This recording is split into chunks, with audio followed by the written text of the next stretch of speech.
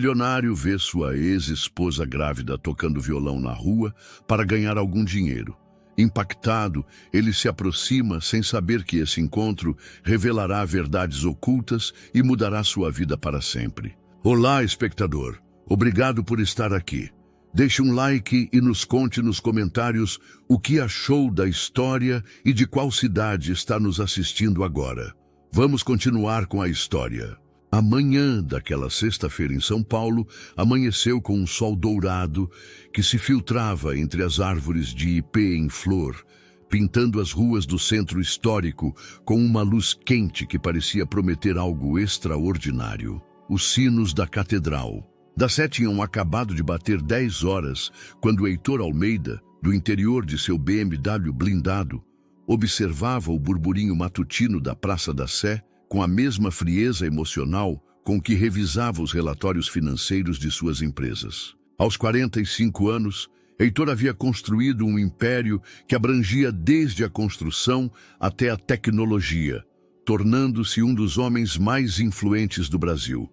Seu sucesso empresarial era lendário, mas por trás dos ternos perfeitamente cortados e das decisões implacáveis, escondia-se um homem que havia sacrificado tudo de genuíno em sua vida pelo controle absoluto de seu destino profissional. O trânsito estava parado novamente, uma constante nas ruas paulistanas, quando algo chamou sua atenção de forma tão abrupta que sentiu como se o tempo tivesse se fragmentado. Entre os artistas de rua que povoavam a praça, uma figura feminina tocava violão com uma graça que lhe era dolorosamente familiar. Seus dedos se agarraram ao volante até que os nós dos dedos ficaram brancos. Era impossível. Tinha que ser uma coincidência cruel de sua imaginação, alimentada por 2 anos de culpa e noites de insônia. Mas quando a mulher ergueu o olhar para o céu, buscando inspiração para sua canção, Heitor reconheceu instantaneamente o perfil que havia amado e perdido. Era Isabela, sua ex-esposa, a mulher que havia desaparecido de sua vida após uma discussão devastadora sobre suas visões irreconciliáveis do futuro. Contudo, algo havia mudado radicalmente nela. Ela já não usava os vestidos elegantes, nem as joias que ele lhe comprava compulsivamente, tentando compensar sua ausência emocional com presentes materiais. Em seu lugar, vestia uma blusa bordada tradicional de Minas Gerais e uma saia que dançava com a brisa matutina. Mas o que mais o impactou foi descobrir que estava visivelmente grávida, seu ventre arredondado sob o tecido claro, contrastando com a fragilidade que ele nunca havia notado em suas mãos. A voz de Isabela se elevava melodiosa por cima do ruído urbano, interpretando o que é o amor, com uma tristeza tão profunda que vários transeuntes paravam, hipnotizados pela emoção crua que emanava de cada nota. Heitor lembrou vividamente as noites em que ela cantava para ele na intimidade de seu lar, quando ainda acreditavam que o amor era suficiente para superar qualquer obstáculo. Suas mãos tremiam enquanto calculava mentalmente as datas. Se seus cálculos estivessem corretos, a gravidez poderia coincidir com os últimos meses de seu casamento, antes daquela discussão final que os havia separado para sempre. A possibilidade de ser pai o atingiu como um soco no estômago, misturando esperança e terror em proporções iguais. Por vários minutos ele permaneceu paralisado, observando como ela interagia com naturalidade com outros músicos de rua, compartilhando risos genuínos e criando uma harmonia espontânea que contrastava dramaticamente com o mundo artificial e competitivo em que ele se movia diariamente. Essa versão de Isabela parecia mais autêntica, mais livre, como se tivesse recuperado algo essencial que havia perdido durante seu casamento. O motorista perguntou se devia continuar, mas Heitor não conseguiu responder. Sua mente se debatia entre o impulso de descer do veículo e interromper sua apresentação, e a necessidade imperiosa de proteger aquela cena de tranquilidade de sua própria presença disruptiva. Sabia que sua aparição mudaria tudo irreversivelmente, e pela primeira vez em anos não tinha certeza se tinha o direito de exercer esse poder. Finalmente, depois do que pareceram horas, mas foram apenas minutos, ele ordenou ao motorista que parasse discretamente em um canto de onde pudesse observar sem ser visto. Colocou seus óculos escuros mais escuros e um boné que sempre usava para ocasiões de incógnito, consciente de que seu rosto aparecia regularmente em revistas e noticiários. Enquanto contemplava a mulher que havia amado e perdido, Heitor sentiu que algo fundamental se quebrava em seu interior. Todas as certezas sobre as quais ele havia construído sua nova vida sem ela começaram a vacilar, e pela primeira vez, desde sua separação, permitiu-se perguntar se realmente havia tomado as decisões corretas.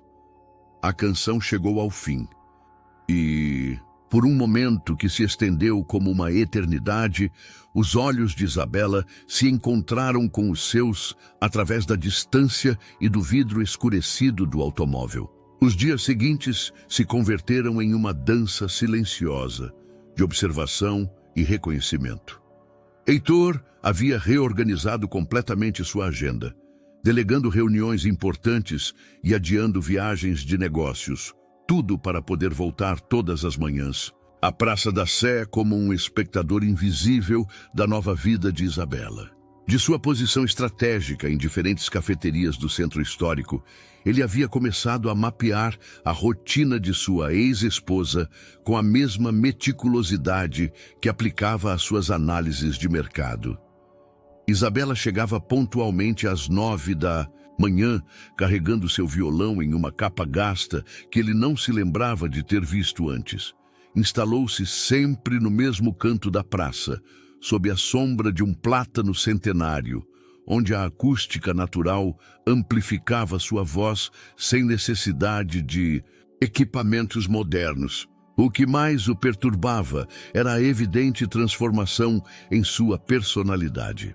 A Isabela que ele havia conhecido durante seus 5 anos de casamento era uma mulher elegante, mas contida, que havia gradualmente sacrificado sua espontaneidade musical para se adaptar ao mundo de compromissos sociais e eventos corporativos que ele considerava indispensáveis para sua imagem pública.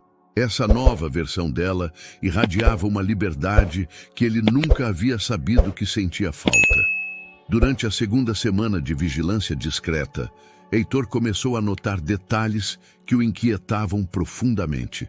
Isabela parecia não reconhecer pessoas que se aproximavam, afirmando conhecê-la de anos anteriores. Quando um repórter de sociedade de um jornal local tentou entrevistá-la sobre seu novo projeto artístico, ela respondeu com genuína confusão, como se não tivesse ideia de por que sua presença nas ruas poderia ser notícia. A revelação mais impactante chegou quando ele ouviu uma conversa entre Isabela e Iracema, uma senhora que vendia flores perto de seu local habitual. A mulher perguntou sobre o acidente e se ela já havia recuperado completamente a memória. Isabela respondeu com naturalidade que algumas lembranças ainda eram fragmentadas, especialmente sobre sua vida antes de chegar a São Paulo há 2 anos. O mundo de Heitor se desmoronou. Um acidente, perda de memória. As peças começaram a formar um quebra-cabeça aterrador. Isabela não havia escolhido conscientemente abandonar sua vida anterior. Algo lhe havia acontecido que havia apagado grande parte de seu passado, incluindo aparentemente seu casamento com ele. Naquela noite, na solidão de seu escritório no 40º andar do edifício corporativo que levava seu sobrenome, Heitor se deparou com um dilema moral que não podia resolver com as ferramentas habituais de custos e benefícios. Ele tinha o poder e os recursos para investigar exatamente o que havia acontecido com Isabela, para contratar os melhores especialistas médicos e recuperar potencialmente suas lembranças. Mas também tinha a possibilidade de respeitar a vida que ela havia construído na sua ausência de memória. A observação continuada lhe havia revelado que Isabela parecia genuinamente feliz em sua simplicidade atual.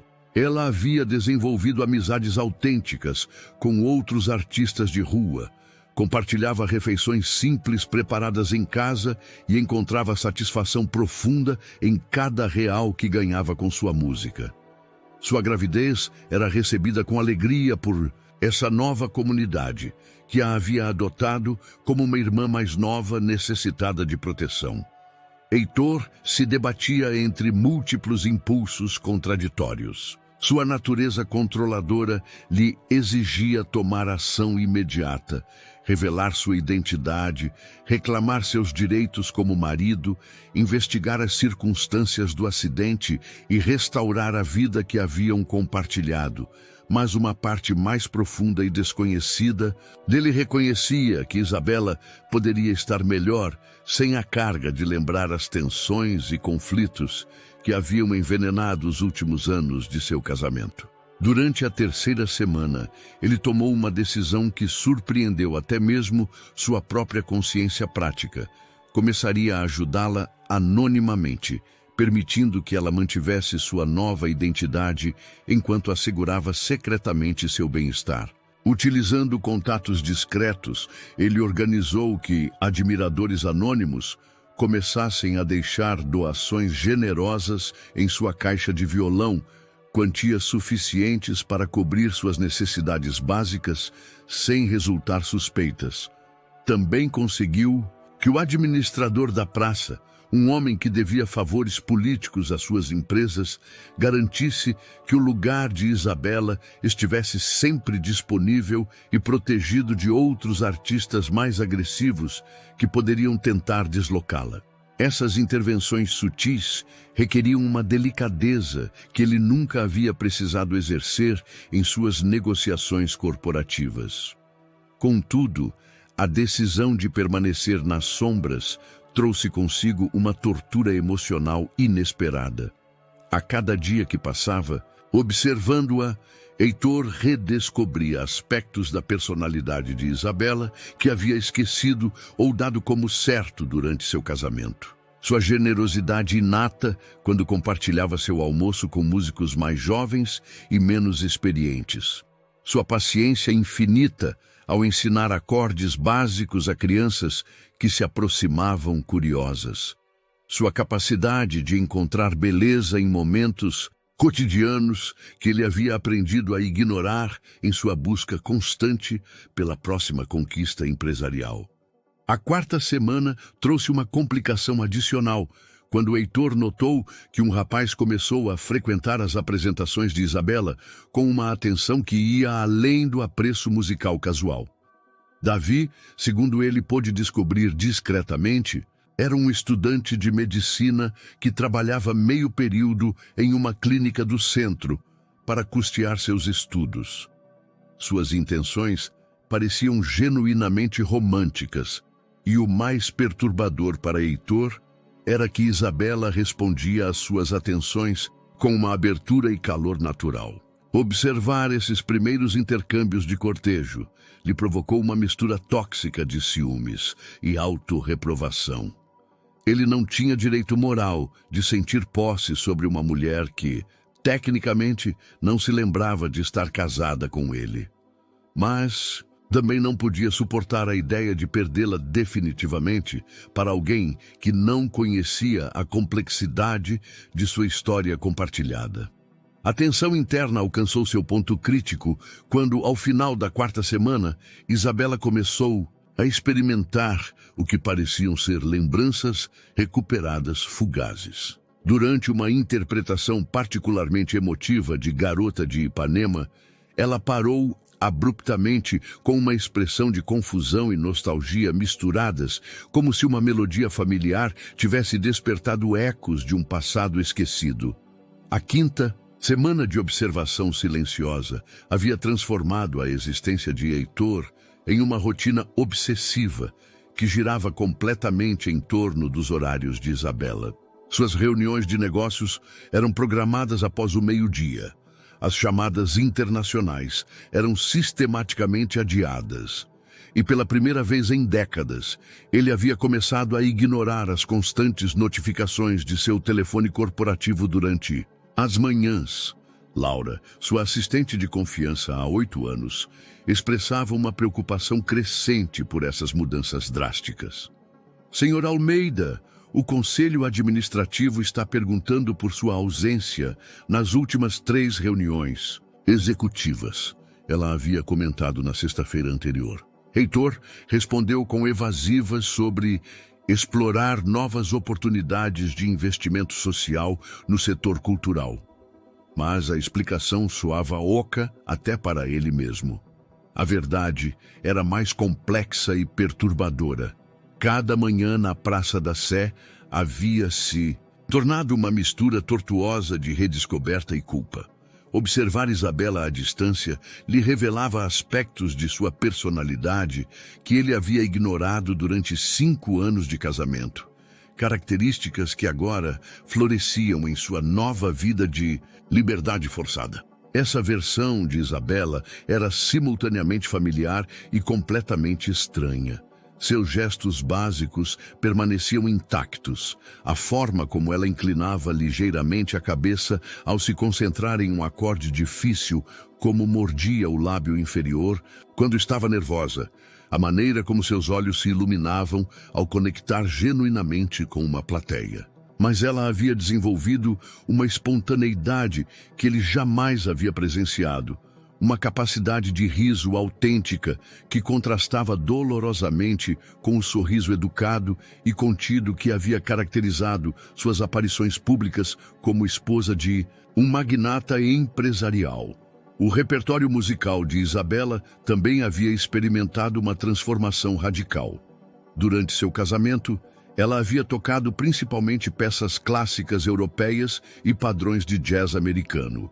Música que complementava a imagem sofisticada que ele considerava apropriada para seus eventos sociais. Agora interpretava sambas tradicionais, bossa novas, carregadas de emoção, e até havia começado a compor canções originais que pareciam emergir diretamente de suas experiências cotidianas nas ruas de São Paulo.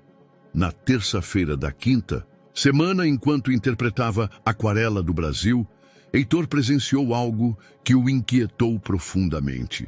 No meio da canção, Isabela parou abruptamente, seus dedos permanecendo imóveis sobre as cordas do violão.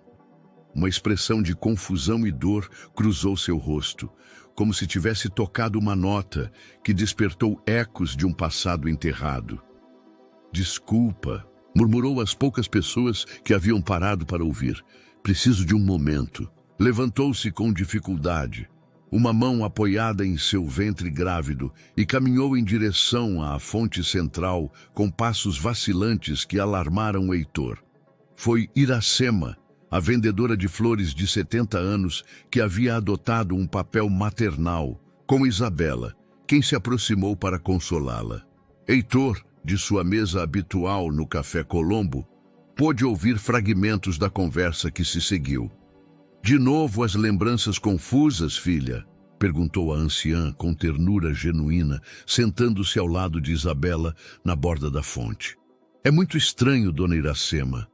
Às vezes sinto como se tivesse vivido uma vida completamente diferente. Como se houvesse pessoas importantes que esqueci, lugares onde fui feliz ou triste, mas não consigo agarrar essas memórias. É como tentar pegar fumaça com as mãos. O Dr. Davi diz que é normal depois do que você passou, que a memória volta aos poucos, quando estiver pronta para recebê-la." A menção de Davi fez Heitor se contrair involuntariamente. Durante as últimas 3 semanas, ele havia observado como o jovem estudante de medicina intensificava suas visitas às apresentações de Isabela. Oficialmente, vinha verificar seu bem-estar durante a gravidez, mas suas intenções claramente transcendiam o médico. "Mas tenho medo", continuou Isabela, com uma vulnerabilidade que atravessou o peito de Heitor como uma faca. "E se as lembranças que eu recuperar não forem boas? E se houver razões pelas quais minha mente decidiu esquecer?" Meus sonhos ultimamente estão cheios de vozes irritadas, portas batendo e uma sensação constante de não ser suficiente para alguém importante. O passado é o passado, menina. O importante é o presente que você está construindo e o futuro que espera. Olha tudo de bom que você tem. Sua música, seus amigos aqui na praça e em breve seu bebê. Esta conversa confirmou as piores suspeitas de Heitor sobre a natureza traumática da perda de memória de Isabela. Os fragmentos que ela mencionava, vozes irritadas, portas batendo, a sensação de inadequação, soavam desoladamente familiares. Eram ecos precisos dos últimos meses de seu casamento, quando as discussões sobre suas diferentes visões do futuro haviam se tornado cada vez mais frequentes e amargas. Naquela tarde, utilizando contatos discretos no setor médico, Heitor investigou os antecedentes de Davi Rodrigues. Em aparência, ele era exatamente o que parecia. Um estudante dedicado de último ano de medicina, trabalhando meio período na clínica neurológica do centro para custear seus estudos. Contudo, a cronologia de sua aparição na vida de Isabela gerava perguntas inquietantes. Davi havia começado a frequentar a praça aproximadamente ao mesmo tempo que Isabela estabeleceu sua rotina ali, 2 anos antes. Para um estudante com horários acadêmicos exigentes, ele parecia ter uma disponibilidade surpreendente para passar manhãs inteiras no centro histórico. A sexta semana trouxe mudanças sutis, mas preocupantes no comportamento de Isabela. Ela começou a chegar mais tarde à praça e a ir embora mais cedo, explicando a seus companheiros músicos que Davi havia recomendado que ela reduzisse a exposição solar devido à sua gravidez. Também começou a recusar convites grupais para almoçar, preferindo encontros privados com o jovem médico. Heitor observava essas mudanças com uma mistura tóxica de ciúmes e alarme genuíno. O padrão lhe era inquietantemente familiar. Isolamento gradual da rede de apoio social, dependência crescente de uma única pessoa, decisões importantes justificadas como recomendações médicas. Ele havia empregado estratégias similares durante seu casamento, embora de maneira menos consciente. A decisão de intervir diretamente chegou na segunda-feira da 7ª semana, quando Heitor presenciou uma conversa entre Davi e Isabela que cruzou definitivamente a linha do tolerável. De sua mesa habitual no Café Colombo, ele observou como o jovem médico pressionava sutilmente Isabela para que abandonasse sua atual moradia no bairro do Bexiga. Isabela, querida, esse bairro não é seguro para uma mulher grávida que mora sozinha, argumentava Davi, com uma preocupação que soava ensaiada. Encontrei um apartamento perto da clínica, muito mais apropriado para sua condição. A senhora Iracema pode visitá-la quando quiser, mas você precisa estar perto de atenção, médica especializada.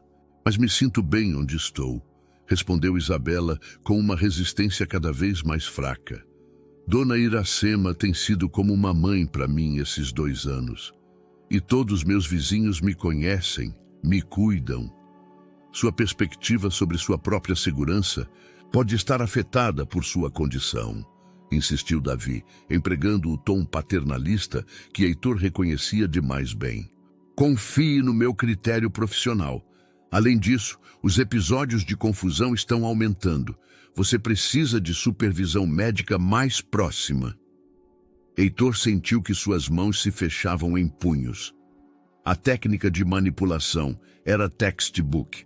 Minimizar a autonomia da vítima, apresentar opiniões pessoais como verdades médicas e criar dependência através do medo. Era uma versão mais calculada dos métodos que ele mesmo havia empregado inconscientemente durante seu casamento. Naquela tarde, depois de horas de planejamento cuidadoso, Heitor implementou sua estratégia de aproximação. Ele tirou o terno corporativo habitual, escolhendo em seu lugar roupas casuais, mas de qualidade. Jeans escuros, uma camisa de linho branca e sapatos de couro sem brilho. colocou óculos de leitura com armação leve para alterar ligeiramente sua aparência e adotou o papel de Heitor Viana, um empresário do setor turístico interessado em apoiar a arte local. O primeiro encontro cara a cara após 2 anos de separação foi devastador em sua intensidade emocional. Heitor se aproximou do grupo de músicos durante o intervalo do meio-dia, quando Isabela compartilhava água de coco com Iracema e outros artistas sob a sombra do quiosque central. Desculpem a interrupção, começou com um sorriso cuidadosamente calibrado. Me chamo Heitor Viana e represento uma iniciativa privada de apoio à arte urbana. Tenho estado observando as apresentações aqui na praça e me impressiona muito o talento que vejo. Isabela olhou para ele com a cortesia reservada que mostrava a todos os estranhos. Mas Heitor notou um lampejo fugaz de algo indefinível em seus olhos, como se uma corda interior tivesse vibrado com uma frequência familiar. Sua voz é extraordinária, continuou, dirigindo-se especificamente a ela. Tem uma qualidade emocional que não se pode ensinar, que vem da alma. É muito gentil, respondeu Isabela, e por um momento seu sorriso foi genuíno. Diz que representa uma iniciativa de apoio? Que tipo de apoio? Estamos desenvolvendo um programa para fornecer melhores instrumentos, espaços de ensaio e oportunidades de apresentação em locais maiores. Mas nos interessa trabalhar com artistas que tenham autenticidade real, não só técnica. Iracema, sempre protetora, interveio. E como sabemos que isso não é algum tipo de golpe? Ultimamente, chegam muitos caras com promessas bonitas. Heitor apreciava a desconfiança da anciã. Compreendo perfeitamente sua precaução. Não estou pedindo dinheiro nem informações pessoais. Simplesmente gostaria de conhecer melhor seu trabalho antes de fazer qualquer proposta formal. Durante os 15 minutos seguintes de conversa, Heitor experimentou uma mistura de nostalgia e descoberta. Essa Isabela era simultaneamente a mulher que ele havia amado e uma pessoa completamente nova. Sua risada era mais livre, suas opiniões mais diretas, sua presença menos contida pelas expectativas sociais que haviam caracterizado sua vida como esposa de um magnata. Sua voz me parece estranhamente familiar, comentou Isabela para o final da conversa, estudando seu rosto com uma intensidade que o alarmou. Tem certeza de que não nos conhecemos antes? O coração de Heitor parou por um momento. A oportunidade de revelar tudo estava ali, esperando apenas algumas palavras de honestidade. Mas a presença de Davi, que havia aparecido durante a conversa com uma pontualidade suspeita, lembrou-o das complicações da situação. Talvez em algum evento cultural anterior, respondeu finalmente. Costumo assistir a muitas apresentações na cidade. Davi havia se mantido silencioso durante grande parte da troca, mas Heitor notou como ele observava cada reação de Isabela, catalogando mentalmente qualquer sinal de reconhecimento ou alteração emocional. Isabela precisa descansar, interveio Davi quando a conversa começou a se prolongar. Sua condição exige evitar o estresse e a superestimulação. Claro, respondeu Heitor, mas dirigindo-se exclusivamente a Isabela. Poderíamos continuar essa conversa em outro momento? Gostaria de ouvir mais de sua música e discutir possíveis oportunidades. E Isabela concordou com um sorriso que parecia genuinamente interessado.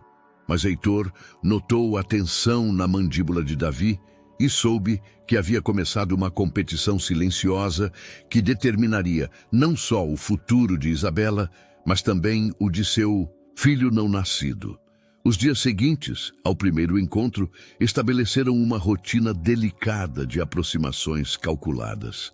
Heitor voltava à praça a cada 2 dias, sempre com o pretexto de avaliar o programa de apoio artístico que supostamente representava. Cada conversa com Isabela era um exercício de equilíbrio emocional. navegando entre o desejo de revelar sua identidade e a necessidade de proteger a estabilidade que ela havia encontrado. Durante sua terceira visita, Isabela propôs que ele ouvisse algumas de suas composições originais. Sentaram-se em um banco de ferro forjado sob a sombra de um ipê, enquanto ela afinava cuidadosamente seu violão.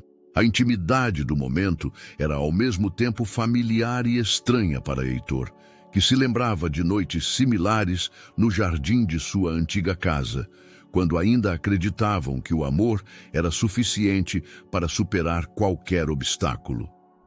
Essa canção eu escrevi há alguns meses, explicou Isabela, quando comecei a ter aqueles sonhos estranhos que mencionei a Dona Iracema. Chama-se Casa de Vidro. As primeiras notas flutuaram no ar carregado de umidade da manhã paulistana, mas foi a letra o que atingiu Heitor como um soco direto no estômago. Em uma casa de vidro eu vivia, onde tudo se via, mas nada se sentia. Jardins perfeitos, sorrisos de papel, e um amor que se perdia no que devia ser. Heitor lutou para manter uma expressão neutra enquanto cada verso descrevia com precisão devastadora os últimos anos de seu casamento. Isabela cantava sobre a solidão no meio do luxo, sobre conversas que eram monólogos, sobre um homem que amava mais suas conquistas que a mulher que tinha ao lado.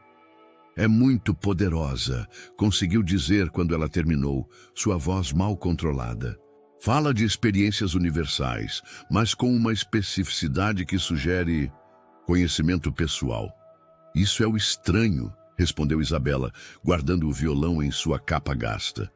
Quando escrevo essas canções, sinto como se lembrasse emoções de uma vida que não consigo localizar cronologicamente. Davi diz que são manifestações de traumas reprimidos que minha mente processa de forma criativa. A menção de Davi interrompeu o momento como uma dissonância musical. Heitor havia notado que o jovem médico aparecia com frequência crescente durante suas conversas, sempre com desculpas médicas para interromper ou encurtar os encontros. Davi tem muita experiência em psicologia traumática? Perguntou Heitor, tentando soar casual enquanto plantava sementes de dúvida. Bom, ele está estudando neurologia, mas também leu muito sobre amnésia. Ele me explicou que meu tipo de perda de memória costuma estar relacionado a experiências emocionais avassaladoras que a mente bloqueia para se proteger. Teoria interessante, murmurou Heitor. Você já considerou procurar uma segunda opinião médica? Os casos de amnésia podem ser complexos e diferentes especialistas às vezes têm perspectivas distintas.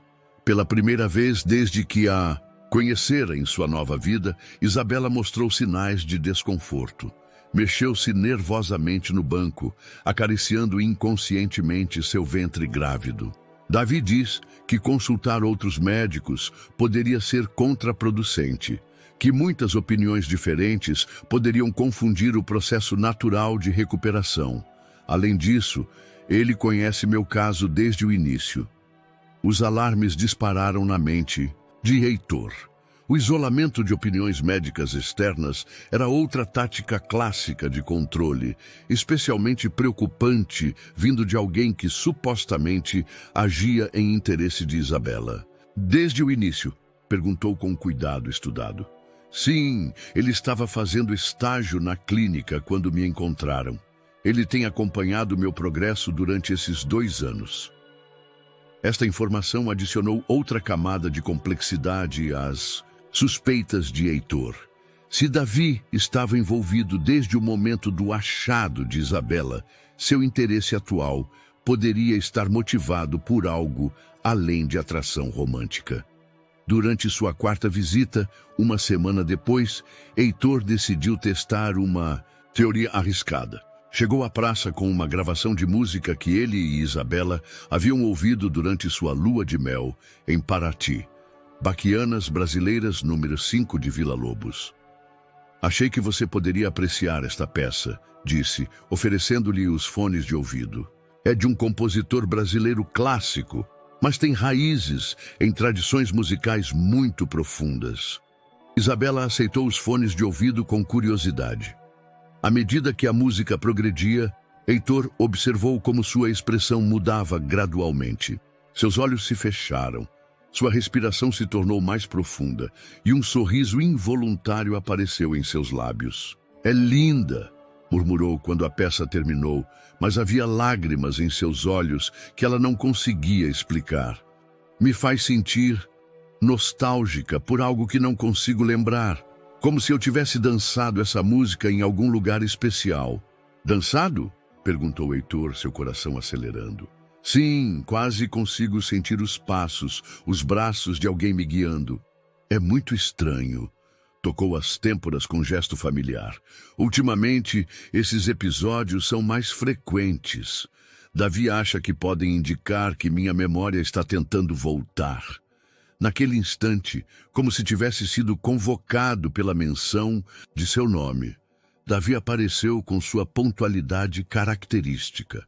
Sua expressão endureceu ao ver os fones de ouvido e o tocador de música nas mãos de Isabela.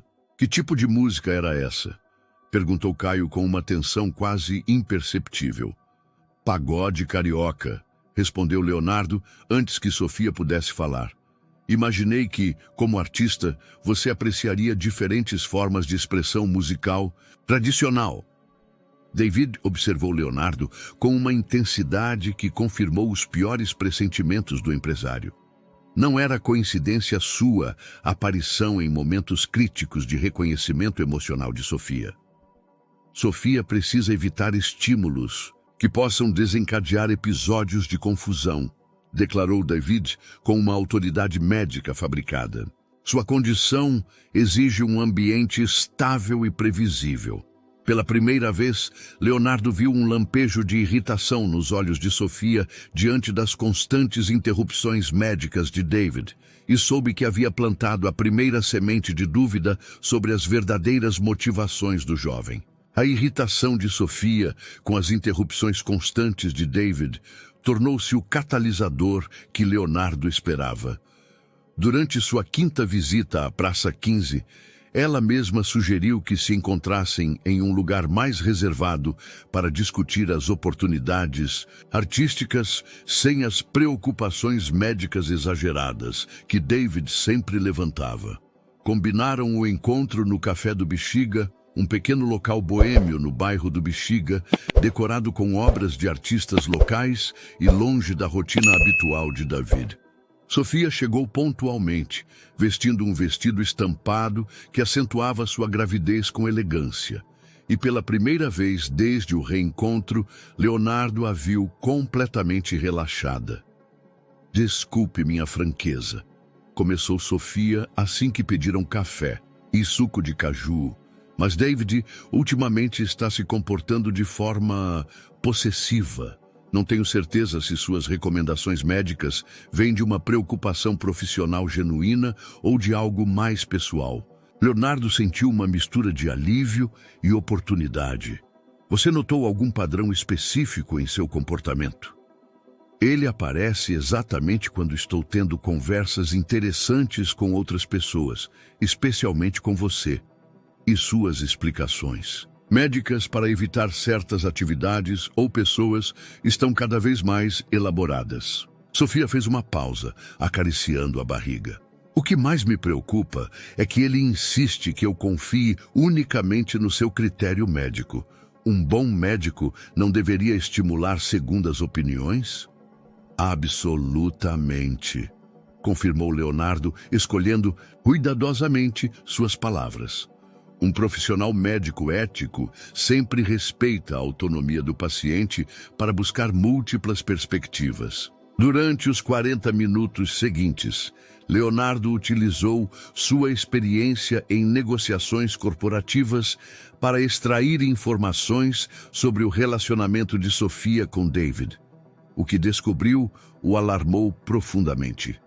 O jovem médico havia estruturado, gradualmente, a vida dela de modo que ela dependesse dele para quase todas as decisões importantes. "Ele me convenceu a mudar de ginecologista 2 vezes no último ano", revelou Sofia.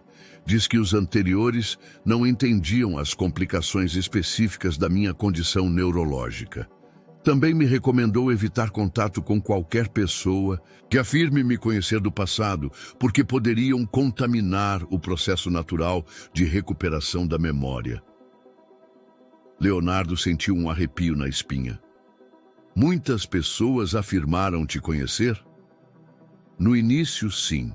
Principalmente durante os primeiros meses depois que cheguei em São Paulo. Mas David documentava cada encontro e me explicava por que cada pessoa provavelmente estava confusa ou tinha motivos ulteriores. Documentava? Sim, ele leva um registro detalhado do meu progresso médico, incluindo interações sociais que poderiam afetar minha estabilidade emocional. Sofia fez uma pausa, franzindo a testa. Pensando agora, é estranho que um estudante de medicina dedique tanto tempo a um único caso. Leonardo reconheceu a oportunidade de plantar dúvidas mais profundas. Sofia, você já considerou a possibilidade de que David possa ter motivações que vão além do seu bem-estar médico? O que você quer dizer? Se alguém quisesse controlar uma pessoa vulnerável, o isolamento de sua rede de apoio original seria o primeiro passo. Depois, viria a dependência médica, seguida do controle sobre as decisões de moradia e as relações sociais.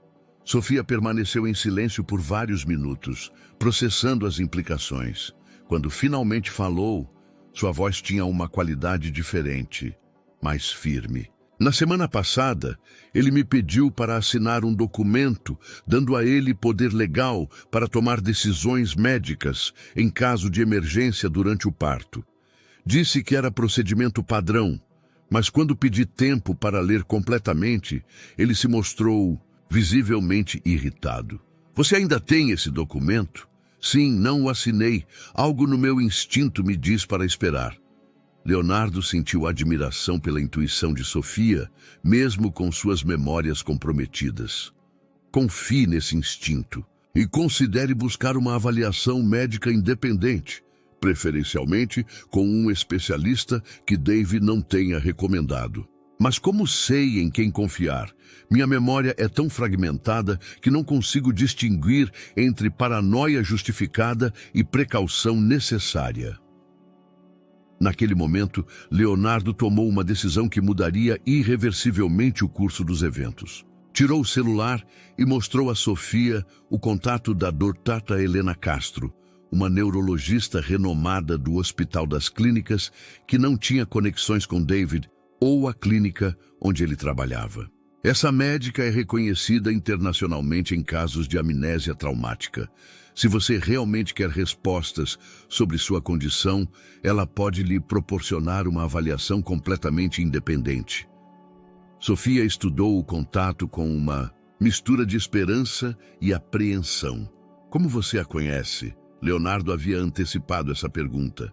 Minha empresa já financiou pesquisas médicas antes. Conheço vários especialistas de reputação impecável. Você faria isso por mim? Perguntou Sofia subitamente. Você poderia me acompanhar a essa consulta? Sei que acabamos de nos conhecer, mas confio em você de uma maneira que não consigo explicar racionalmente. O coração de Leonardo parou. A ironia era devastadora. Ela confiava nele precisamente porque não se lembrava das razões pelas quais havia deixado de confiar durante seu casamento. Claro, respondeu ele, sabendo que estava cruzando um ponto sem volta. Mas devemos manter essa consulta em absoluto segredo. Se David descobrir que você está buscando uma segunda opinião, ele pode tentar sabotar, completou Sofia, demonstrando que entendia mais sobre sua situação do que havia admitido anteriormente.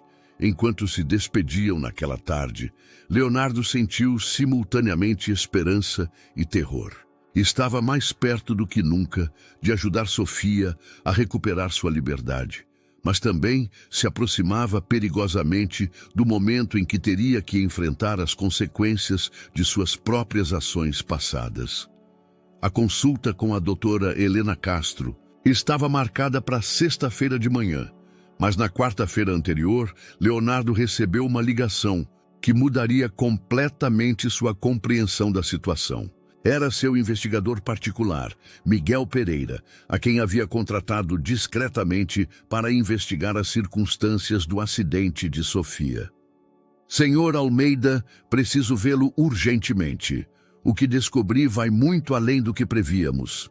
A voz de Miguel soava tensa, incomum em um homem que lidava com casos corporativos sensíveis há 15 anos.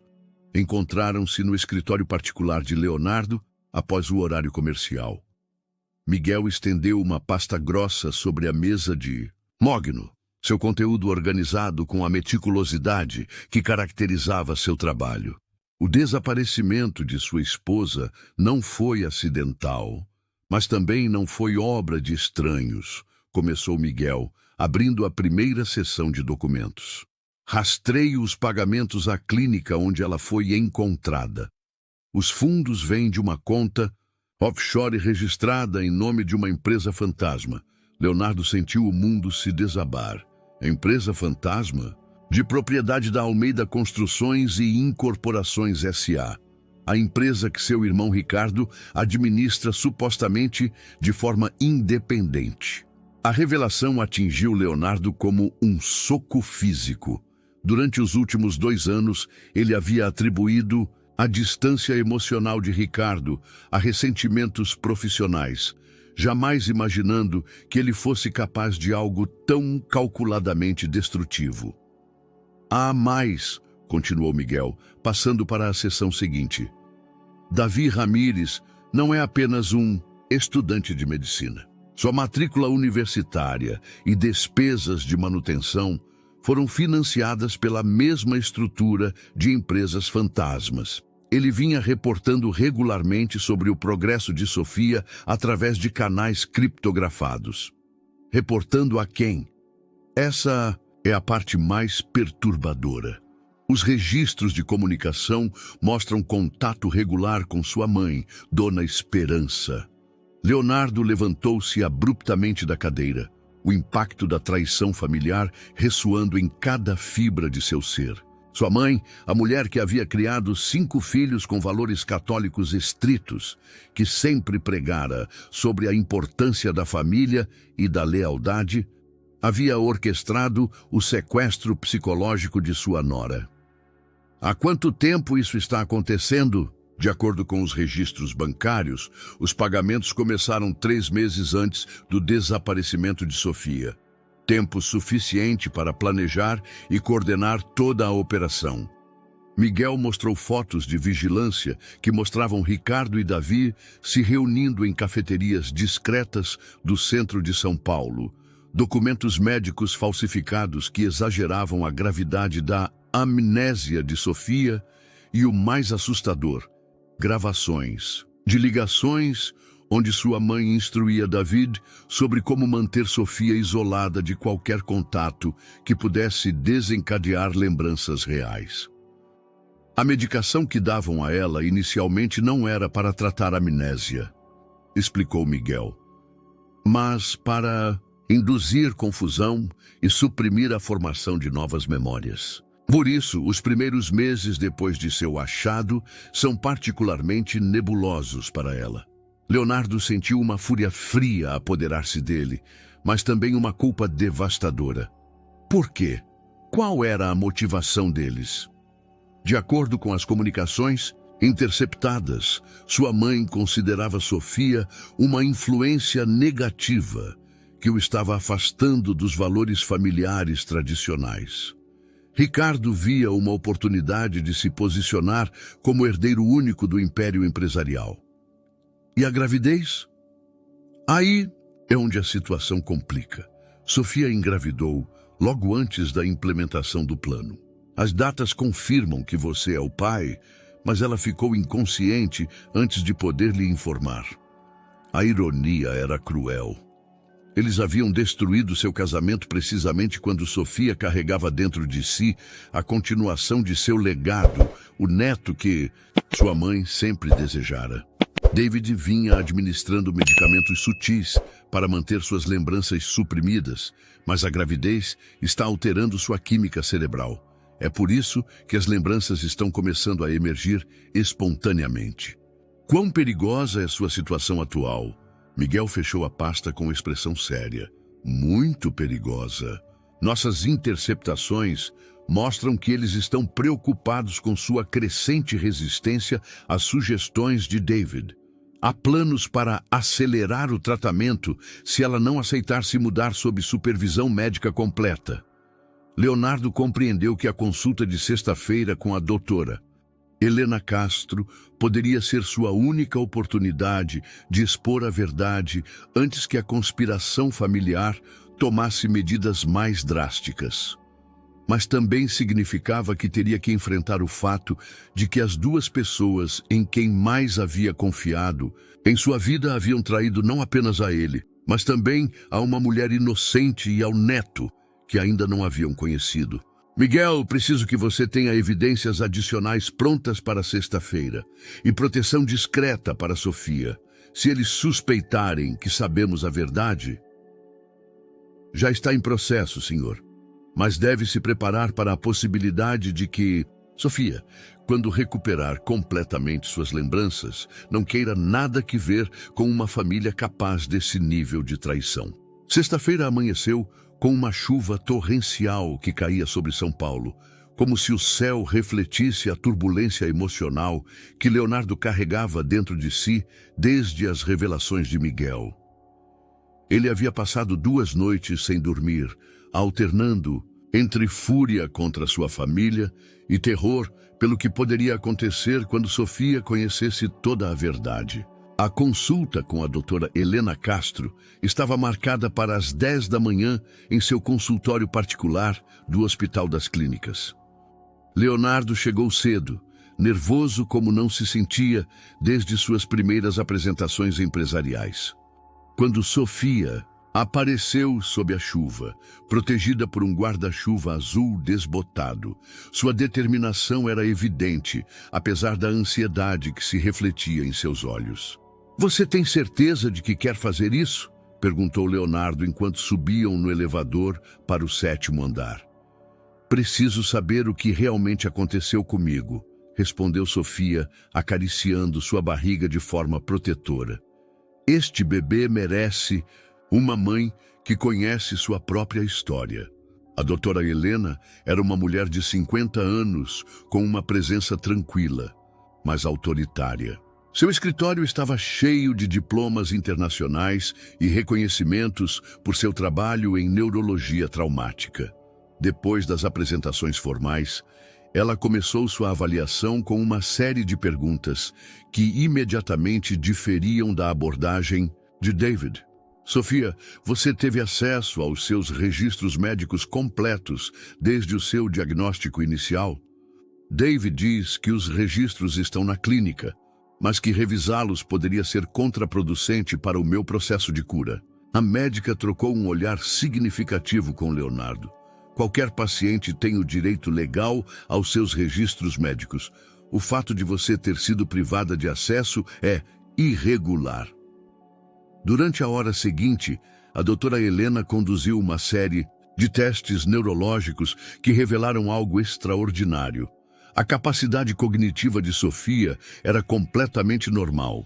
Não havia evidência de danos cerebrais traumáticos que justificassem uma amnésia severa. Sofia, quero que você veja algo, disse a médica, mostrando a ela uma ressonância magnética recente. Seu cérebro mostra padrões completamente normais. A amnésia que você experimenta é mais consistente com supressão química do que com trauma físico.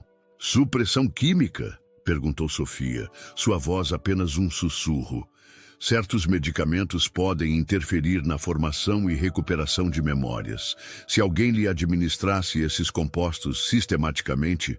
Sofia levantou-se abruptamente da cadeira, caminhando até a janela que dava para o centro histórico de São Paulo. A chuva havia cessado, mas as nuvens ainda estavam ameaçadoras. David, murmurou ela, Ele sempre insistia que eu tomasse suplementos vitamínicos para a gravidez. Dizia que eram especialmente formulados para minha condição. Leonardo sentiu que chegara o momento da verdade completa. Sofia, há algo mais que você precisa saber sobre quem eu realmente sou. Ela se voltou para ele e, pela primeira vez desde o reencontro, ele viu um lampejo de reconhecimento real em seus olhos. Sua voz, sussurrou ela. Nos meus sonhos, sempre há uma voz que me chama de meu amor com exatamente essa entonação. Eu sou Leonardo Almeida, seu marido. O silêncio que se seguiu foi ensurdecedor. Sofia encostou-se na janela, processando a revelação, enquanto as memórias começavam a se infiltrar, como água através de uma represa rachada. Os jardins do meu sonho, disse ela lentamente. A casa grande, as discussões sobre o futuro. Seus olhos se encheram de lágrimas. Por que você não me disse desde o início? Porque eu queria te proteger e porque... Leonardo lutou para encontrar as palavras certas. Porque eu sabia que quando você se lembrasse do porquê nos separamos, você poderia me odiar de novo. A doutora Helena interveio suavemente. Sofia, sua memória está retornando naturalmente agora que você está livre da medicação supressora por algumas semanas. Mas você precisa saber que o que aconteceu com você não foi um acidente. O que você quer dizer? Leonardo respirou. Fundo. Minha família, minha mãe e meu irmão orquestraram seu desaparecimento. Eles contrataram David para te manter controlada e isolada. Tudo foi planejado. Sofia deslizou lentamente até sentar-se no chão, abrumada pela magnitude da traição. O bebê é meu. Nosso. Você engravidou logo antes de eles implementarem seu plano. Pela primeira vez em 2 anos, Sofia pronunciou seu nome completo. Leonardo Almeida Souza. As memórias floresciam agora como flores depois da chuva. Seu casamento na Igreja da Consolação, as noites de música no jardim, mas também as discussões, a sensação de abandono emocional, a decisão de pedir o divórcio. Eu me lembrei do porquê eu ia me divorciar de você, disse ela finalmente, com uma clareza devastadora. Mas também me lembrei que estava grávida e que ia te dizer naquela noite. O momento da verdade completa havia chegado, e com ele, a necessidade de decidir se seu amor poderia sobreviver tanto à traição familiar quanto aos erros do passado. O silêncio no consultório da doutora Helena estendeu-se por minutos que pareceram horas. Sofia permaneceu sentada no chão, processando 2 anos de memórias que voltavam como fragmentos de um quebra-cabeça complexo. Leonardo havia permanecido imóvel, esperando um veredicto emocional que determinaria o resto de sua vida. Preciso de ar, murmurou Sofia finalmente, levantando-se com dificuldade. Preciso caminhar e pensar. A doutora Helena concordou compreensivamente. É normal que você se sinta abrumada. A recuperação súbita de memórias pode ser traumática em si mesma. Mas, Sofia, há algo mais que você deve saber sobre sua situação atual. O quê? De acordo com os exames de sangue que ordenei, você ainda tem rastros dos medicamentos supressores em seu sistema. David tem te medicado continuamente, provavelmente através dos suplementos vitamínicos que você mencionou. Sofia levou instintivamente a mão à barriga. Isso pode afetar o bebê. Os níveis são baixos e o feto parece saudável. Mas você precisa interromper imediatamente qualquer medicação que David tenha lhe fornecido. Saíram do hospital sob um céu cinzento que ameaçava outra tempestade. Sofia caminhou em silêncio, em direção ao centro histórico, enquanto Leonardo a seguia, a uma distância respeitosa, consciente de que cada passo poderia ser o último que dariam juntos. Pararam na Praça da Sé, o lugar onde tudo havia começado. Os músicos de rua se abrigavam sob os portais devido à garoa intermitente, mas Maria das Dores permanecia em sua banca de flores, protegida por uma cobertura colorida. Dona Maria, chamou Sofia suavemente. A velha levantou o olhar e sorriu, mas sua expressão mudou ao notar a tensão no rosto de Sofia. O que foi, minha filha? Você está pálida. De certa forma, sim. Lembra que me perguntou uma vez se havia alguma razão pela qual minha mente teria querido esquecer o passado? Claro. Acontece que havia várias razões, mas também havia coisas bonitas que perdi sem querer. Sofia se voltou para Leonardo, que havia mantido uma distância prudente. Eu me lembrei do nosso primeiro encontro em Santa Teresa. Eu me lembrei como você cantava músicas horríveis, mas com tanto amor que elas pareciam lindas. Eu também me lembrei das noites em que você chegava em casa tão tarde que eu já estava dormindo, e das manhãs em que você saía tão cedo que não nos víamos durante dias. Sofia, eu me lembrei da discussão final, continuou ela, sua voz ganhando força. Eu me lembrei que eu te disse que eu havia me apaixonado por um homem que já não existia mais, que havia sido substituído por uma máquina de fazer dinheiro que não tinha tempo para construir uma família de verdade. Leonardo sentiu cada palavra como uma facada, mas sabia que precisava ouvir tudo. Mas eu também me lembrei de outra coisa. A voz de Sofia suavizou. Eu me lembrei que naquela noite, antes que tudo ficasse escuro, eu havia decidido te dar uma última chance, porque eu estava grávida e queria que o nosso filho tivesse a chance de conhecer o homem de quem eu me apaixonei originalmente. A chuva começou a cair com mais intensidade, mas nenhum dos dois se moveu. Durante esses 2 anos sem lembranças, eu redescobri quem eu era sem a pressão de ser a esposa perfeita de um empresário bem-sucedido. Mas nas últimas semanas, conhecendo Leonardo Souza, eu vi lampejos do homem que você costumava ser. E o que isso significa? Significa que eu tenho uma decisão a tomar, respondeu Sofia, acariciando sua barriga.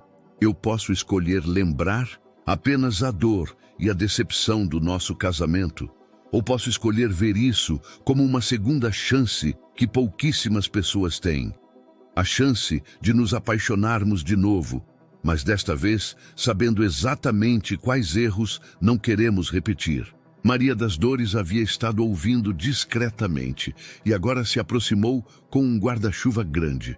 Filhos, vocês vão ficar doentes com essa chuva. Venham, se abriguem na minha banca, sob a cobertura improvisada, rodeados pelo aroma de rosas e margaridas. Sofia tomou as mãos de Leonardo pela primeira vez desde o reencontro. Há condições, disse ela firmemente. Primeiro sua família. Sua mãe e seu irmão destruíram 2 anos de nossas vidas e colocaram em risco o nosso bebê. Não haverá reconciliação familiar até que eles enfrentem consequências legais pelo que fizeram. Eu concordo.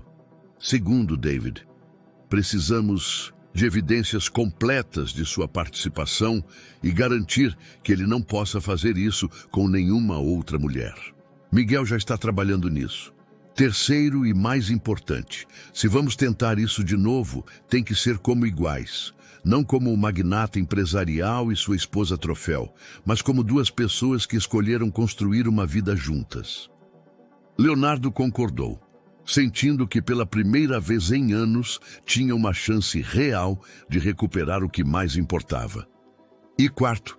Perguntou ele, certo de que haveria mais condições. Sofia sorriu pela primeira vez desde a revelação, um sorriso que combinava a sabedoria conquistada com dor e a esperança de um novo começo. Quarto, você tem que aprender a tocar violão de verdade, porque nosso filho não vai crescer ouvindo essas músicas horríveis que você cantava em nossos primeiros encontros. Até Maria das Dores riu disso e por um momento, sob a tempestade tropical de São Paulo, o futuro pareceu possível novamente. Os dias seguintes à revelação tornaram-se um turbilhão de atividade legal e emocional. Leonardo tomara a decisão de confrontar diretamente sua família antes de proceder com ações legais, precisando de respostas que apenas eles poderiam fornecer. Sofia, por sua vez, havia optado por ficar temporariamente na casa de Maria das Dores, que insistira em cuidar dela enquanto processava a magnitude do que havia descoberto. Na segunda-feira de manhã, Leonardo chegou sem avisar à mansão familiar em Alphaville, o exclusivo condomínio onde sua mãe vivia desde a morte de seu pai 10 anos antes. Dona Esperança o recebeu na sala principal com a compostura que havia aperfeiçoado durante décadas de vida social. Mas Leonardo notou imediatamente a tensão em suas mãos e a forma como ela evitava seu olhar direto. Mãe, precisamos conversar sobre Sofia. Não sei do que você está falando, filho. Sofia nos abandonou há 2 anos. Você mesmo me disse. Sofia não nos abandonou. Vocês a sequestraram. O silêncio que se seguiu foi tão denso que Leonardo podia ouvir o tic-tac do relógio de pêndulo alemão que dominara aquela sala durante toda a sua infância. Dona Esperança dirigiu-se lentamente para a janela que dava para o jardim, onde as buganvílias floresciam com uma exuberância que contrastava cruelmente com a aridez emocional do momento.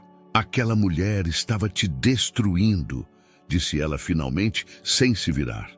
Ela te afastava da sua família, das suas responsabilidades, de tudo o que seu pai e eu construímos para você. Te afastava? Mãe, Sofia me incentivava a passar mais tempo com a família. Era eu quem sempre estava muito ocupado para os jantares familiares e as celebrações. Ela te enchia a cabeça de ideias românticas sobre reduzir as horas de trabalho, sobre viver de forma mais simples. Você imagina o escândalo se o herdeiro do Império Almeida tivesse começado a agir como um boêmio qualquer? Leonardo sentiu uma mistura de incredulidade e horror ao compreender que sua mãe genuinamente acreditava que havia agido em seu melhor interesse. Mãe, Sofia estava grávida. Você sequestrou a sua própria nora grávida do seu neto. Pela primeira vez, Dona Esperança se voltou para ele e Leonardo viu lágrimas em seus olhos. Nós não sabíamos da gravidez até depois. Quando descobrimos, tentamos ajustar a situação. Planejava que, quando o bebê nascesse, ela recuperaria gradualmente suas lembranças e vocês poderiam se reconciliar. Ajustar. Drogando-a por 2 anos, o médico garantiu que os medicamentos não prejudicariam o bebê. Era uma situação temporária, até que pudéssemos reeducá-la para ser uma esposa mais adequada. A palavra reeducá-la ressoou na sala como um tapa. Leonardo compreendeu que estava diante de uma mulher que havia perdido completamente o contato com a realidade moral, convencida de que o controle e a manipulação eram formas aceitáveis de amor familiar. E Ricardo? Qual era o papel dele nisso? Ricardo só queria te proteger. Ele viu como Sofia estava te mudando, como você estava considerando reduzir suas ambições para agradá-la. Alguém tinha que tomar decisões difíceis. Naquele momento, Ricardo entrou na sala como se estivesse esperando essa confrontação. Aos 38 anos, 5 anos mais novo que Leonardo, sempre havia vivido à sombra do sucesso de seu irmão mais velho. Mas agora, Leonardo viu em seus olhos algo que nunca havia notado antes, uma frieza calculadora que o alarmou profundamente. Irmão, disse Ricardo com um sorriso que não chegava aos seus olhos. Fico feliz que finalmente possamos conversar abertamente sobre isso. Abertamente? Ricardo, você organizou o sequestro da minha esposa. Organizei uma intervenção. Sofia havia se tornado um obstáculo para o crescimento da empresa e para o seu desenvolvimento pessoal. 2 anos depois, veja o que você conseguiu. 3 novas subsidiárias, expansão para a América Central e reconhecimento internacional.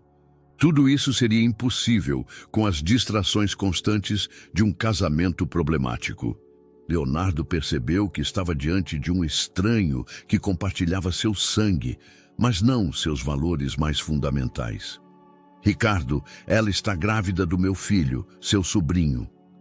E esse menino terá um pai bem-sucedido e uma mãe que aprendeu a valorizar a estabilidade acima de fantasias românticas. No final, todos ganham. Todos ganham, repetiu Leonardo lentamente.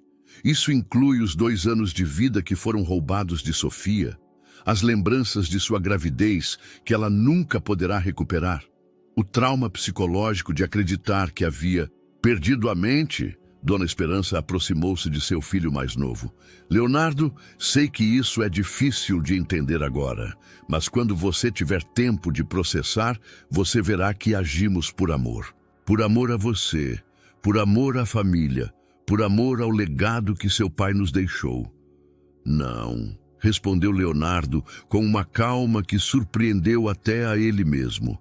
Isso não foi amor, foi controle, foi arrogância, e foi uma traição tão profunda que não sei se algum dia poderei perdoar.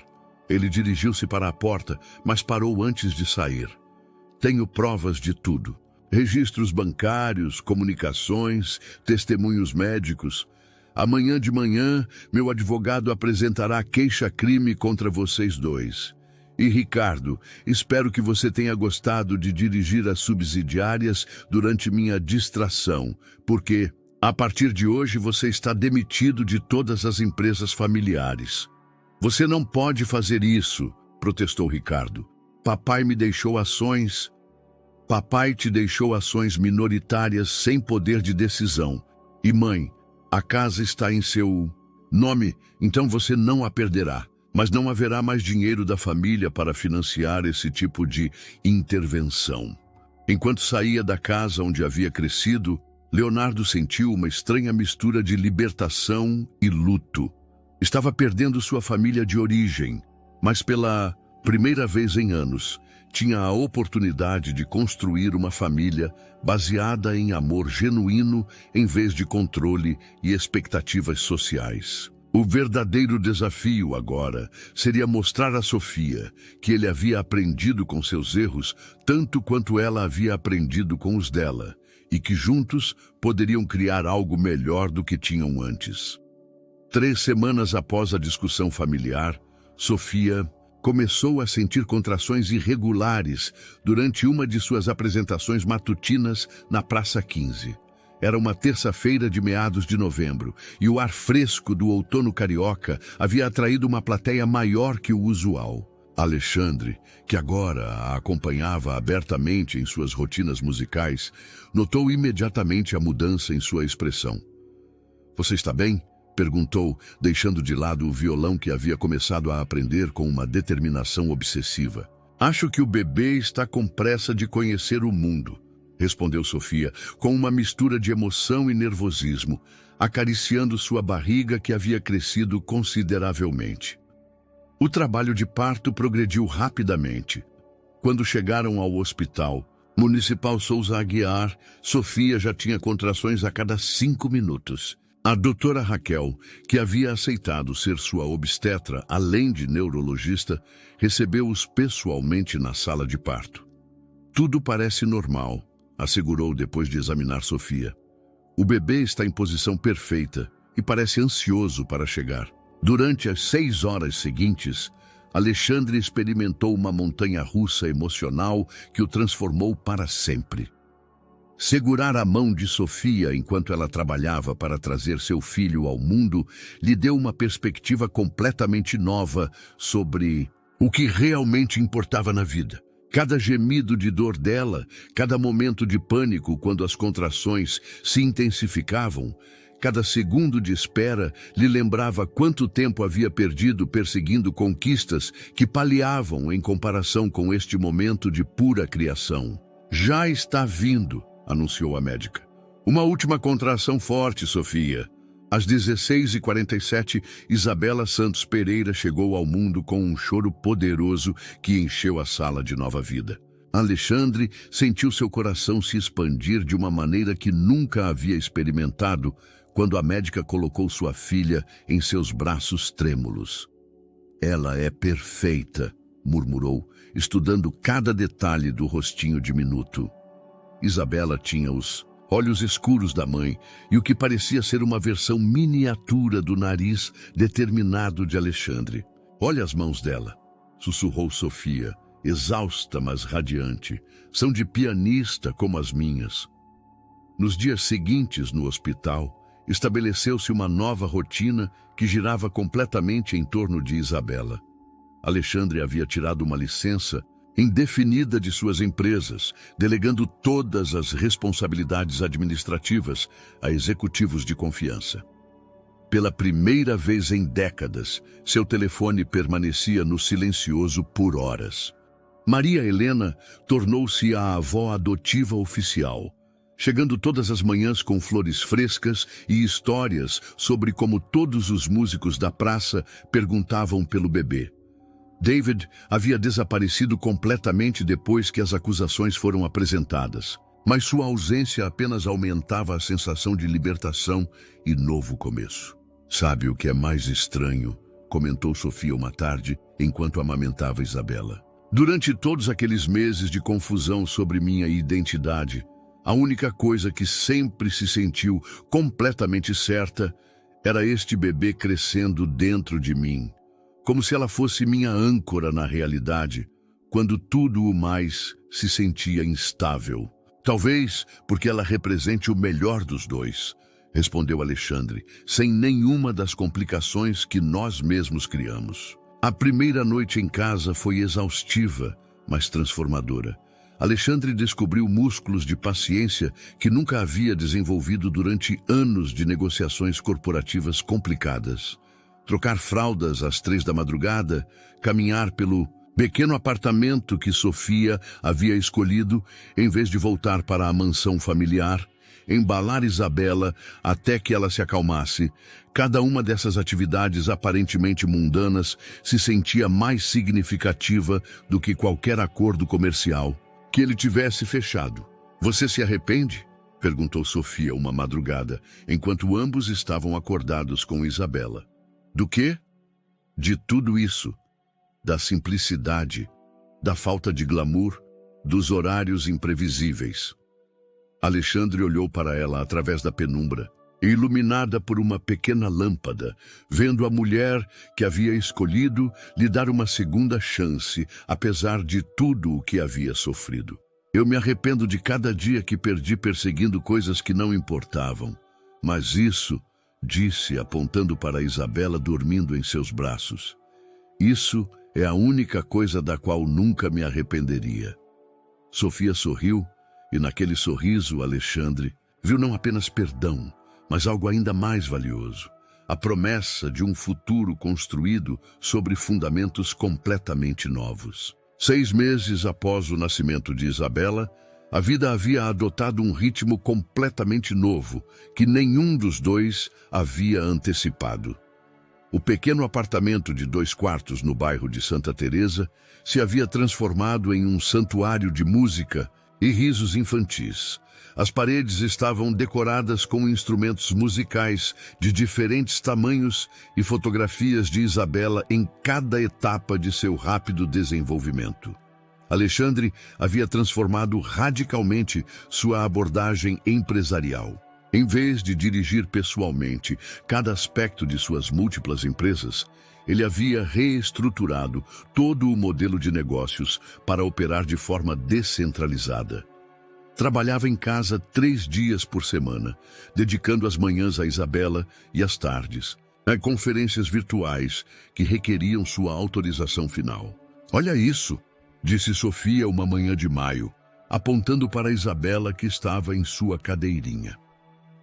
A bebê de 6 meses havia começado a mover suas pequenas mãos ao ritmo da música que Sofia tocava durante o café da manhã.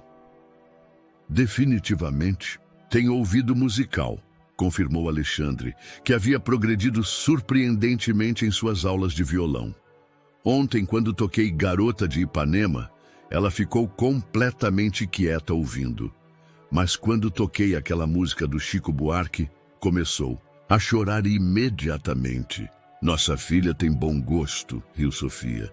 Embora eu deva admitir que sua técnica melhorou consideravelmente. Você quase não soa mais como um gato agonizando. A transformação de Alexandre havia sido tão gradual quanto profunda. Os ternos executivos haviam sido substituídos por roupas casuais e confortáveis. Suas mãos, antes macias pelo trabalho de escritório, agora mostravam pequenas marcas das cordas do violão e calos de carregar constantemente Isabela. Mais importante ainda, ele havia aprendido a medir o sucesso em sorrisos de bebê e momentos de paz familiar, em vez de números financeiros. Seu relacionamento com Sofia havia evoluído para algo completamente novo. Uma parceria genuína, onde ambos contribuíam equitativamente para as decisões familiares e para o cuidado de Isabela. As hierarquias tradicionais do casamento anterior haviam desaparecido, substituídas por uma colaboração natural que fluía como a música que enchia sua casa diariamente. Eu tenho estado pensando em algo, comentou Sofia uma tarde enquanto Isabela dormia em seu berço. O que você acharia se começássemos um programa formal de música para famílias? Que tipo de programa? Aulas onde pais e filhos pequenos possam aprender música juntos. Eu notei que quando levamos Isabela à praça, outros pais se aproximam perguntando sobre desenvolvimento musical precoce. Poderíamos usar parte de sua experiência empresarial para estruturá-lo como uma empresa social. E Alexandre sentiu a emoção familiar de uma nova oportunidade de negócios. Mas desta vez, impulsionada por paixão genuína em vez de ambição puramente financeira. Eu amo a ideia. Poderíamos começar pequeno, talvez no centro comunitário do bairro, e expandir gradualmente. E o melhor é que poderíamos fazer isso juntos. Eu cuidaria da parte pedagógica musical, você da estrutura empresarial, e Isabela seria nossa modelo oficial de desenvolvimento musical precoce. Durante as semanas seguintes, desenvolveram o conceito em detalhes. Pequenos Mestres se tornaria um programa que combinaria a experiência musical de Sofia com as habilidades organizacionais reformadas de Alexandre. A ideia era criar um espaço onde famílias pudessem se conectar através da música, quebrando barreiras socioeconômicas no processo. O primeiro grupo piloto consistiu em 8 famílias do bairro, incluindo Maria Helena, com sua neta de 4 anos, ver Alexandre ensinando conceitos básicos de administração empresarial ética a pais trabalhadores, enquanto Sofia guiava sessões de música familiar, tudo com Isabela balbuciando aprovatoriamente de seu sling, se sentiu como a culminação natural de sua transformação pessoal. Sabe o que é mais estranho? Disse Sofia uma noite após uma sessão particularmente bem-sucedida. Durante nosso casamento anterior, nunca senti que realmente trabalhávamos em equipe. Agora, com este projeto, sinto como se fôssemos sócios de verdade pela primeira vez. Porque agora estamos construindo algo juntos, em vez de eu construir enquanto você se adapta, respondeu Alexandre. A diferença é que agora nossos sonhos estão alinhados. Isabela escolheu aquele momento para acordar e exigir atenção, interrompendo a conversa romântica com a implacável praticidade da paternidade. Mas enquanto a carregavam juntos, ambos sabiam que haviam encontrado algo que nenhum deles havia tido antes. Uma vida que era deles, em vez de uma vida que cumpria expectativas alheias. 1 ano após o nascimento de Isabela, Alexandre recebeu uma ligação que ele havia estado esperando e temendo em igual medida. Era seu advogado, informando-o que o julgamento contra sua mãe e irmão havia chegado à sua conclusão. Ricardo havia sido condenado a 5 anos de prisão por sequestro e conspiração, enquanto sua mãe receberia 3 anos de liberdade condicional devido à sua idade e à falta de antecedentes criminais. Como você se sente? Perguntou Sofia. Naquela noite, enquanto Isabela brincava em seu tapete de atividades entre os dois. aliviado principalmente, mas também triste. Era a minha família, apesar de tudo. Família não é só sangue, respondeu Sofia suavemente. É gente que te ama sem condições e respeita suas decisões. Olha em volta, Maria Helena, os músicos da praça, as famílias dos pequenos mestres. Essa é sua família real agora. Ela estava certa. Durante o ano anterior, haviam construído uma rede de apoio que se sentia mais autêntica do que qualquer obrigação familiar tradicional. O programa Pequenos Mestres havia crescido para incluir 12 famílias regulares e haviam começado a receber solicitações de outros bairros do Rio de Janeiro para replicar o modelo. A verdadeira prova de sua transformação chegou quando receberam uma oferta de uma fundação internacional para expandir Pequenos Mestres em nível nacional. A proposta incluía financiamento substancial, escritórios corporativos e a oportunidade de converter seu pequeno experimento comunitário em uma empresa social de grande escala. É exatamente o tipo de oportunidade que eu teria perseguido obsessivamente há 2 anos, comentou Alexandre depois de revisar os documentos detalhados da proposta. E agora?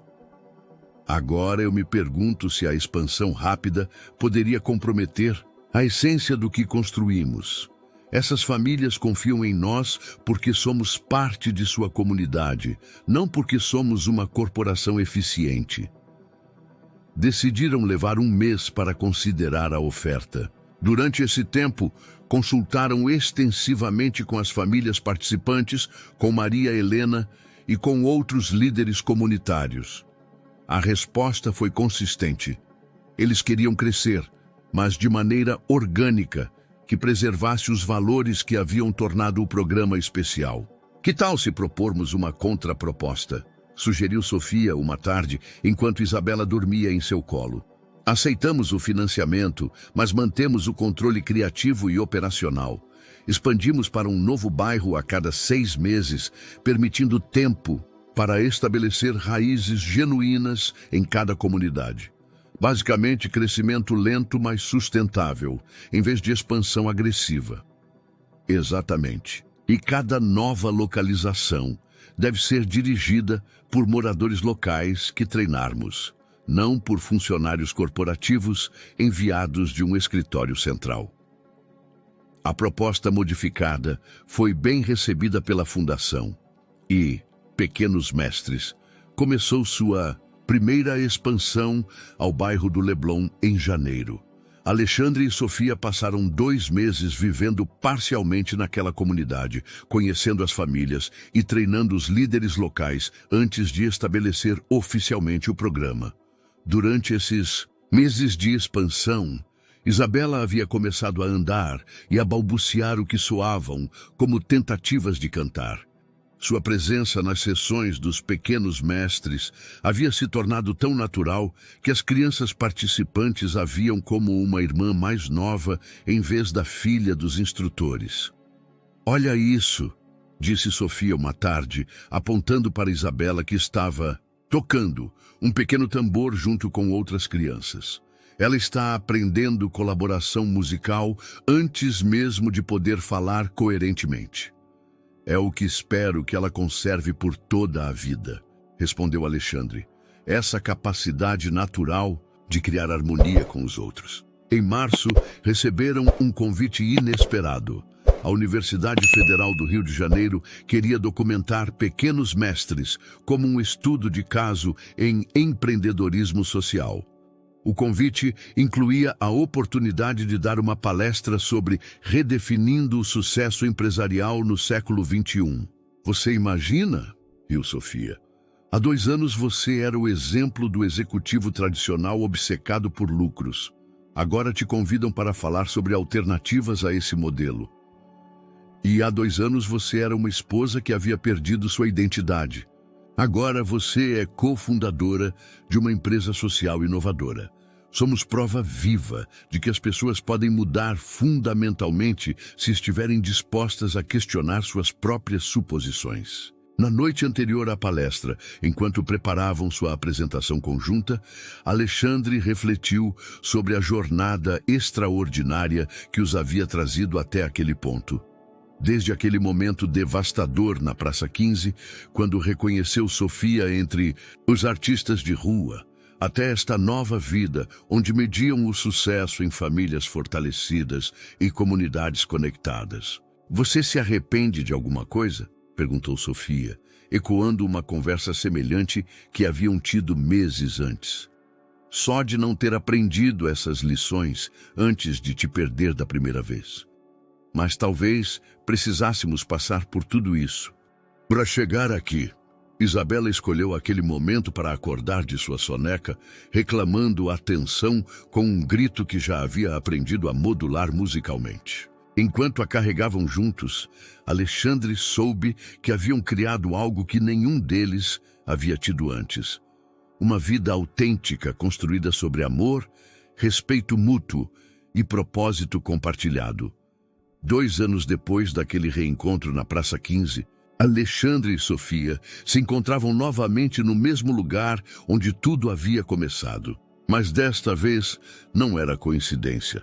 Haviam organizado um festival comunitário para celebrar o 2º aniversário dos Pequenos Mestres e estavam prestes a anunciar algo que mudaria suas vidas para sempre.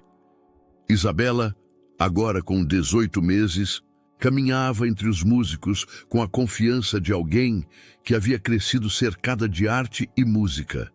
Usava um vestidinho branco, bordado com flores tradicionais brasileiras e um violão de brinquedo que arrastava atrás de si como um tesouro precioso. "Estão prontos para isso?"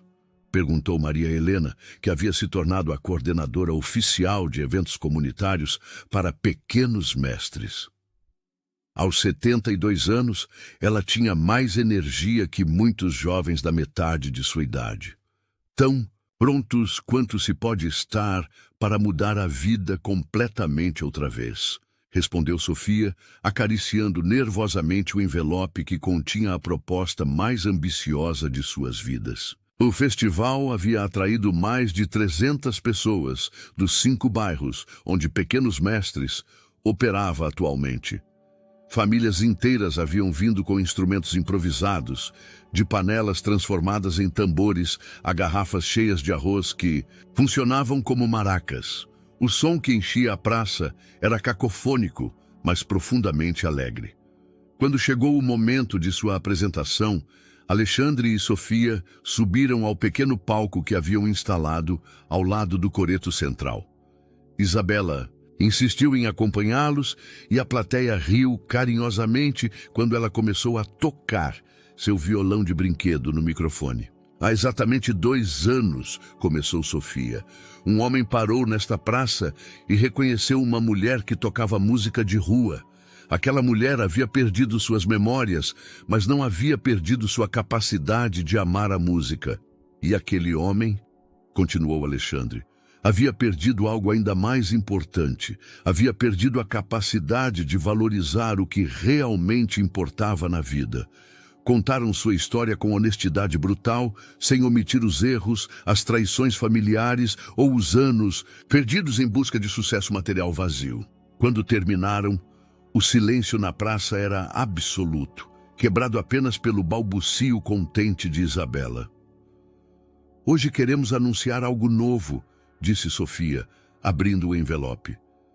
"Recebemos um convite da Unesco para apresentar Pequenos Mestres como modelo de desenvolvimento comunitário em sua Conferência Mundial em Paris."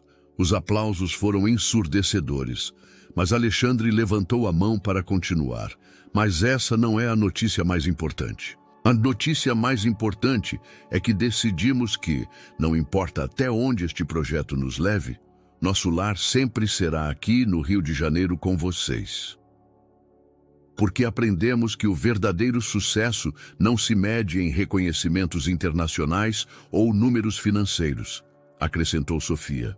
"Se mede em quantas vidas você pode tocar positivamente, em quanto amor você pode criar no mundo e em que tipo de legado você deixa para a próxima geração."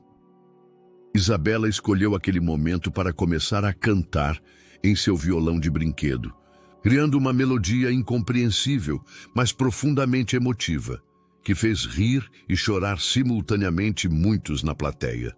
Naquela noite, depois que o festival foi desmontado e a praça voltou à sua tranquilidade habitual, Alexandre e Sofia sentaram-se no mesmo banco onde haviam tido tantas conversas cruciais durante seu redescobrimento mútuo. "Sabe o que é mais extraordinário de tudo isso?" perguntou Sofia, observando Isabela, que dormia profundamente em seu carrinho após um dia cheio de música e estimulação. "O quê?" "Que se me dessem a oportunidade de mudar algo destes últimos 2 anos. Até mesmo os momentos dolorosos de recuperar minhas memórias ou enfrentar a traição da sua família, eu não mudaria nada." "Por quê?" "Porque tudo isso nos trouxe exatamente aqui, a esta versão de nós que nunca teríamos descoberto sem passar por essa adversidade."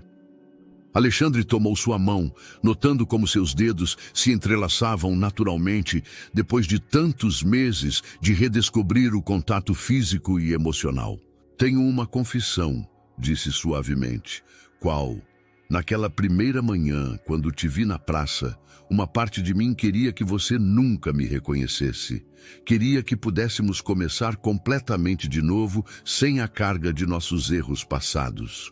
De certa forma, foi exatamente o que aconteceu. A Sofia que te apaixonou nessas ruas não é a mesma mulher que deixou sua casa há 3 anos. E o Alexandre que conheci como Vega não é o mesmo homem que estava muito ocupado para ouvir meus sonhos." Enquanto caminhavam de volta para seu apartamento, empurrando o carrinho de Isabela pelas ruas de paralelepípedos, que agora conheciam como verdadeiro lar, Alexandre refletiu sobre a bela ironia de sua história. Ele havia perdido tudo o que acreditava valorizar para descobrir o que realmente importava, e havia levado Sofia a esquecer quem havia sido para que ambos pudessem se tornar quem estavam destinados a ser. Ao longe, os sinos da Igreja da Candelária marcaram a meia-noite, sinalizando o começo de um novo dia em uma vida que finalmente haviam aprendido a viver com propósito, amor e música. Espero que você tenha gostado da história de hoje. Inscreva-se no canal para não perder mais histórias como esta. Dê um like e comente abaixo o que você achou da história. Nos vemos no próximo vídeo.